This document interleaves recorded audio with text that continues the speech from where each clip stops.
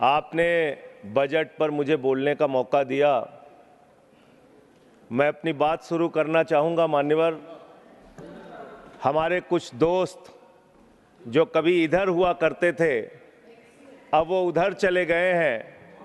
उनके लिए चंद पंक्तियों से अपनी बात शुरू करूँगा कि कैसा ये हादसा है मेरी जिंदगी के साथ, कैसा ये हादसा है मेरी जिंदगी के साथ।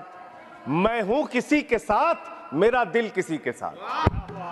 तो जो लोग उधर चले गए मान्यवर, उनका दिल हमारे साथ है, भले वो किसी के साथ हो। मान्यवर, इस बजट का बहुत ढोल पीटा जा रहा है कि बड़ा क्रांतिकारी, बड़ा अच्छा बजट, बड़ा विकसित भारत का बजट है। ये बजट क्या है मान्यवर? पूरे देश को पता चलना चाहिए कि भारत माता की सेना रक्षा के लिए जो बजट आता है, उस बजट में कटौती करने का काम किया गया। 9.6% से घटाकर 9.43% किया गया। भारत का अन्नदाता किसान, जो अपने खून पसीने से देश को चलाने का काम करता है मान्यवर, उसका बजट, कृषि का बजट 3.2% से 20% से घटाकर 3.15% किया गया। स्वास्थ्य का बजट, हिंदुस्तान 144 करोड़ लोगों का देश है मान्यवर, लेकिन बड़े अफसोस के साथ कहना पड़ रहा है कि स्वास्थ्य का बजट 1.97% से घटाकर 1.85% किया गया। ट्रांसपोर्ट का बजट 11.48% से घटाकर 11.28% किया गया। पेंशन, जहां एक तरफ पुरानी पेंशन की बहाली की मांग हो रही है, लाखों कर्मचारी सड़क पर हैं और मांग करते हैं कि पुरानी पेंशन बहाल किया जाए। इस सरकार ने पेंशन का बजट 5.20% से घटाकर 5.04% करने का काम किया। एनर्जी का बजट 2.10% से घटाकर 1.42% करने का काम किया। वैज्ञानिक विभाग का बजट 0.7% से घटाकर 0.6% करने का काम किया। फूड सब्सिडी का बजट 4.38% से घटाकर 4.25% करने का काम किया। नॉर्थ ईस्ट के विकास का बजट, मणिपुर की तो चर्चा आपने नहीं की, लेकिन नॉर्थ ईस्ट के विकास का बजट आपने 0.13% से घटाकर 0.12% करने का काम किया। सामाजिक कल्याण, जिसमें आपका बिल्कुल यकीन नहीं है, उसका भी बजट आपने घटाया। 1.22% से घटाकर 1.17% करने का काम किया। आपने फर्टिलाइजर का, खाद का बजट 3.88 से घटाकर 3.4% करने का काम किया और फूड सब्सिडी आपने घटाने का काम किया। यह है आपके विकसित भारत के खोखले बजट की सच्चाई। हर वर्ग को आपने चोट पहुंचाने का काम किया मान्यवर। आप कहते हैं आप दुनिया की 5वीं बड़ी अर्थव्यवस्था है, 5वीं बड़ी अर्थव्यवस्था है। अरे ये तो सच्चाई बताइए कि ये 5वीं बड़ी अर्थव्यवस्था किसके लिए है? आपने चंद पूंजीपतियों का 16 लाख करोड़ रुपए माफ किया। ये इस देश की सच्चाई है। आपने 16 लाख करोड़ रुपए पूंजीपतियों का माफ किया। आपने 14 देश के प्रधानमंत्रियों ने जितना कर्जा लिया, उससे दोगुना कर्जा अकेले आपकी सरकार ने लिया। आपने 150 लाख करोड़ रुपए कर्जा लेने का काम किया, देश को कर्ज में डुबाने का काम किया। मान्यवर, मैं बताना चाहता हूं इस सरकार से किन किन वर्गों को उम्मीद थी। इस सरकार से उम्मीद थी देश के अन्नदाता किसानों को कि आप एमएसपी दोगुना करेंगे। आपने एमएसपी दोगुना नहीं की। आपने किसानों की फूड सब्सिडी का काटने का काम किया, फर्टिलाइजर सब्सिडी काटने का काम किया, कृषि क्षेत्र को देने वाले बजट को खत्म करने का काम किया। बेरोजगारों को उम्मीद थी, 10 साल में आपने कहा था मान्यवर 20 करोड़ नौकरियां देंगे। 20 करोड़ नौकरियां आपने नहीं दी। फिर नौजवानों ने कहा नौकरी दो, नौकरी दो। फिर आपने कहा पकौड़ा तल लो, पकौड़ा तल लो।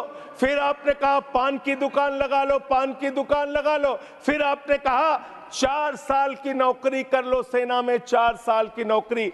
मैं मान्यवर आपके माध्यम से भारत के प्रधानमंत्री से बड़ी विनम्रता पूर्वक पूछना चाहता हूं, देश के प्रधानमंत्री को 73 साल की उम्र में तीसरी बार प्रधानमंत्री बनना है, लेकिन किसान का बेटा नौजवान सेना में 4 साल की नौकरी करेगा, ये भेदभाव क्यों है? मैं पूछना चाहता हूं मान्यवर, आपके माध्यम से इस सरकार से जानना चाहता हूं, अगली योजना क्या आएगी आपकी? आप कह रहे हो इंटर्नशिप योजना, ट्रेनिंग योजना, 5,000 रुपए की ट्रेनिंग ले लो, 5,000 रुपए की ट्रेनिंग ले लो। मान्यवर 5,000 रुपए की ट्रेनिंग 500 बड़ी कंपनियों में आप देंगे। मुझे भारत की 100 कंपनियां आप बता दीजिए जिसमें एक कंपनी में आप 4,000 ट्रेनी रख सकते हैं। एक कंपनी बता दीजिए जिसमें आप 4,000 प्रशिक्षु आप रख सकते हैं ट्रेनिंग के तौर पे। ये भी आपका आंकड़ा सिर्फ एक जुमला है, इसके अलावा कुछ नहीं है। अब मुझे लगता है एक ही योजना बाकी रह गई है मान्यवर, वो योजना है कि हमारी भारत की सरकार, आदरणीय नरेंद्र मोदी जी की सरकार अगली योजना लेके आएगी कि इस देश के नौजवानों को मुफ्त में 5 करोड़ कटोरा बांटा जाएगा। भीख मांगो योजना लाने का काम ये लोग करेंगे। मान्यवर इस देश में आपने अर्थव्यवस्था को लेकर कहा पांचवी बड़ी अर्थव्यवस्था है। वो 5वीं बड़ी अर्थव्यवस्था का लाभ किसको मिल रहा है? आपके चंद पूंजीपति मित्रों को, जिसका 16 लाख करोड़ रुपए आपने माफ किया, जो हजारों करोड़ लूटकर हिंदुस्तान से चले गए। मान्यवर मैं बड़ी विनम्रता पूर्वक कहना चाहता हूं, मित्रों बड़ी डिलीटेड जी, डिफिकल्टी। ठीक है सर। मान्यवर मैं बड़ी विनम्रता पूर्वक आपके माध्यम से पूछना चाहता हूं, क्या इस देश की अर्थव्यवस्था में रेहड़ी पटरी वालों का कोई योगदान नहीं? जो 10 करोड़ रेहड़ी पटरी वाले पूरे देश में हैं, उनका कोई योगदान नहीं है क्या मान्यवर? वो भी सरकार को टैक्स भरते हैं। आपकी सरकार उनको भी फूटी आंख से देखना नहीं चाहती। आपने रेहड़ी पटरी वालों को कहा अपने नाम के आगे नेम प्लेट लगाओ, अपने नाम के आगे नेम प्लेट लगाओ। हिंदुओं की, मुसलमान, दलितों के पीछे आदिवासी हो, क्या हो ये बताओ। मैं पूछना चाहता हूं आपके माध्यम से सरकार के कहना चाहता हूं मान्यवर, अगर नेम प्लेट लगवाना है तो लगवाइए गले में नेम प्लेट, नीरव मोदी के गले में नेम प्लेट लगवाइए कि 20,000 करोड़ रुपए हिंदुस्तान का वो बाकी है। लगवाइए नेम प्लेट, 10,000 करोड़ रुपए विजय माल्या हिंदुस्तान का बाकी है। लगवाइए नेम प्लेट गले में ललित मोदी के कि 3,000 करोड़ रुपए हिंदुस्तान का लूट के भाग गया। लगवाइए नेम प्लेट मान्यवर। मैं कहना चाहता हूं नितिन संदेशरा के कि वो 6,000 करोड़ रुपए हिंदुस्तान का लूट के भाग गया। लगवाइए नेम प्लेट अडानी के कि 2.5 लाख करोड़ रुपए का कर्जा आपने एक आदमी को दे रखा है। लगवाइए नेम प्लेट उन पूंजीपतियों को जिन्होंने हिंदुस्तान की बैंकों को खाली करने का काम किया। मान्यवर एक सेकंड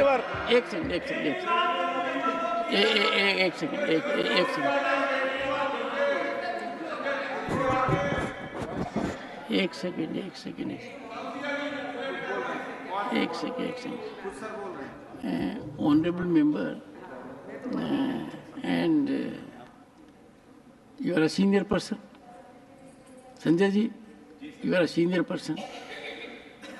धारा प्रवाह में आप काफी कुछ कह गए फिगर्स के बारे में, बाकी तो you can make your point, no difficulty about it। One second, so the figures which you have given, you will have tough time in proving them, because these have been taken in stride. So all that will be deleted, and we will, unless you have real, factually firmed up material, use a name. Make your point. ठीक है sir, ठीक है sir, thank you sir, make your point. Thank you sir.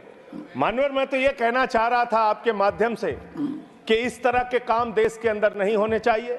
Bharat एक धर्मनिरपेक्ष राष्ट्र है और हम जानते हैं अपनी सामाजिक व्यवस्था में, मैं जानता हूं इनके मन में दर्द होगा मान्यवर, अभी चुनाव हारे हैं ये उत्तर प्रदेश में, तो वहां पर अगर कोई बोर्ड लगाएगा जाटव ढाबा, एक सेकंड, जाटव ढाबा कोई लगाएगा, कोई अपने ढाबे के आगे अगर वाल्मीकि ढाबा लिखेगा तो आप लोग उसके यहाँ खाने नहीं जाओगे। मैं जानता हूं आपकी मानसिकता।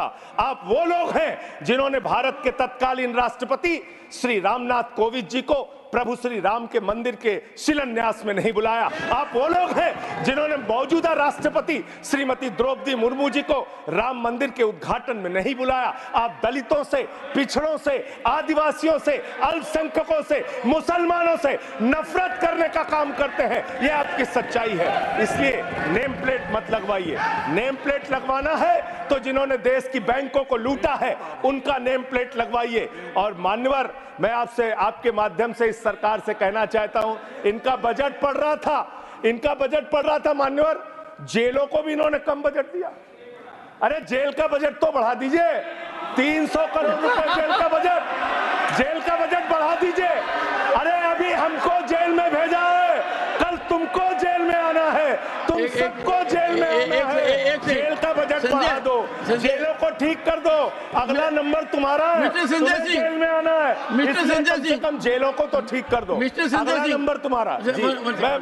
मैं जेल के बजट पे बोल रहा हूँ मानवर, मैं जेल के बजट पे 1 सेकंड 300 करोड़ दिया, इनको जेल में आना है। 1 सेकंड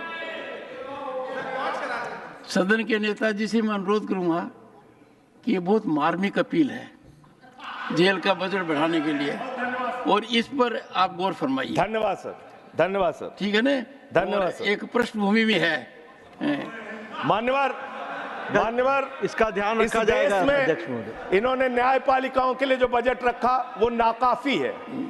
5 करोड़ केसेस पेंडिंग है इस देश के अंदर, और 6 लाख लोगों को पूरे देश में जेलों में रखा गया है, जिसमें करीब 76% अंडर ट्रायल हैं। इसका मतलब आपका मकसद न्याय दिलाना नहीं है, आपका मकसद किसी मामले की सच्चाई तक पहुंचना नहीं है, आपका मकसद है पकड़ पकड़ के एक एक व्यक्ति को जेल में डालना।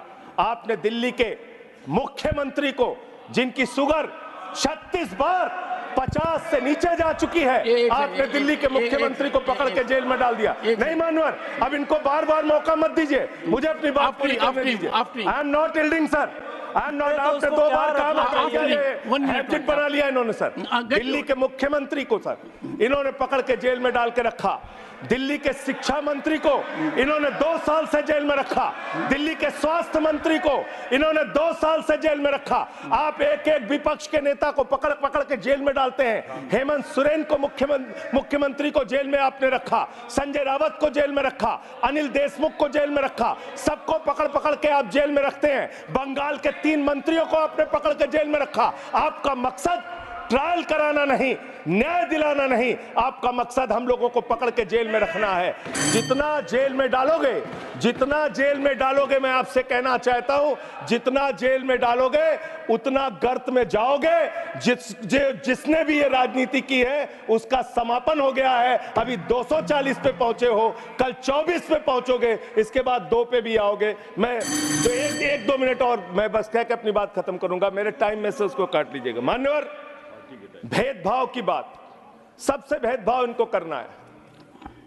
मुसलमानों से भेदभाव, सिखों से भेदभाव, ईसाइयों से भेदभाव, दलितों से भेदभाव, पिछड़ों से भेदभाव, और अब राज्यों से भेदभाव, राज्यों से भी भेदभाव, महिलाओं से भेदभाव, राज्यों से भेदभाव। क्या भेदभाव किया सर इन्होंने? 2,32,000 करोड़ रुपए, 2,32,000 करोड़ रुपए दिल्ली के लोगों ने सरकार के केंद्रीय खजाने में टैक्स के रूप में दिया, जीएसटी और इनकम टैक्स के रूप में। बदले में हमको कितना मिलता है? 0।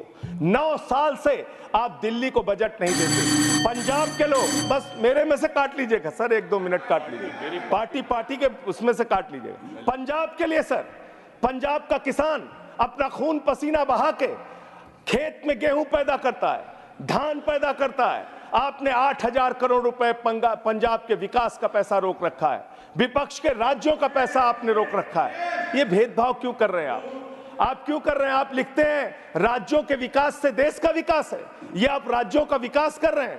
एक एक करके टारगेट करके विपक्षी राज्यों के साथ आपने भेदभाव करने का काम किया। और अंत में कोई मुझे कह रहा था सारे बजट कम किए, शिक्षा के बजट को भी आपने कम कर दिया। मैंने इन लोगों से कहा शिक्षा से इनका कोई लेना देना नहीं है, शिक्षा से इनका कोई लेना देना नहीं। मान्यवर, क्यों लेना देना नहीं है? क्योंकि दिल्ली विश्वविद्यालय में मनुस्मृति पढ़ाने जा रहे हैं ये लोग। मनुस्मृति पढ़ाएंगे कि दलितों के, पिछड़ों के, जिनको आप शूद्र कहते हैं, आप शूद्र कहते हैं, अगर वो श्लोक सुन लेंगे तो उनके कान में पारा आप कैसे डालेंगे? ये पढ़ाई आप कराने जा रहे हैं दिल्ली विश्वविद्यालय में, ये पढ़ाई आप कराने जा रहे हैं। इसलिए मान्यवर, मैं आपसे यही कहना चाहता हूं, ये बजट हिंदुस्तान के किसान के खिलाफ है, ये बजट हिंदुस्तान के नौजवान के खिलाफ है, ये बजट हिंदुस्तान के व्यापारियों के खिलाफ है, ये बजट सिर्फ और सिर्फ मोदी जी के मित्रों के लिए बनाया गया है, मित्रों के लिए बनाया गया है, मित्रों के लिए बनाया गया है। The latter part will not go on record.